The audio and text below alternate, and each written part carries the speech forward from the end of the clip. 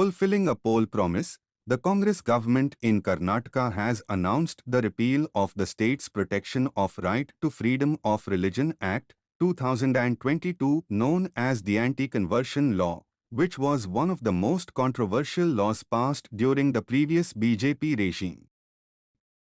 India's merchandise exports fell 10.3% to $34.98 billion in May, while imports contracted at a slower 6.6% rate to $57.1 billion, lifting the trade deficit to a 5-month high of $22.1 billion.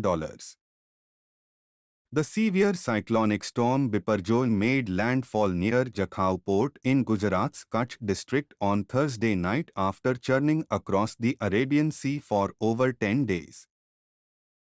Ahead of Prime Minister Narendra Modi's visit to the US, the Defense Acquisition Council on Thursday approved the procurement of 31 armed MQ-9 Reaper unmanned aerial vehicles, UAVs, from General Atomics, defense sources confirmed.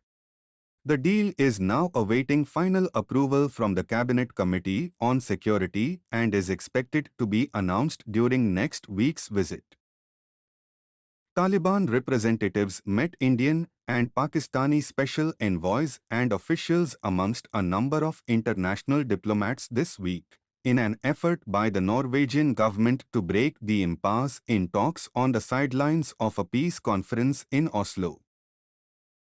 The Bay of Bengal Initiative for Multisectoral Technical and Economic Cooperation (BIMSTEC) summit at end of this year will adopt Bangkok Vision 2030.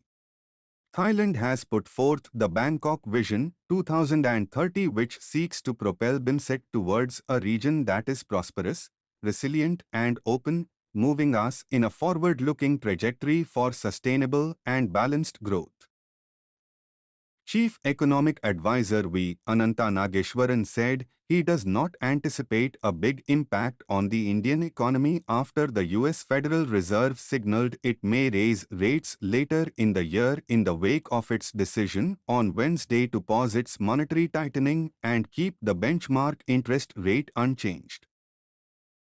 The National Bank for Financing Infrastructure and Development, NABFID, said it has raised 10,000 crore rupees by issuance of listed bonds in its maiden issuance.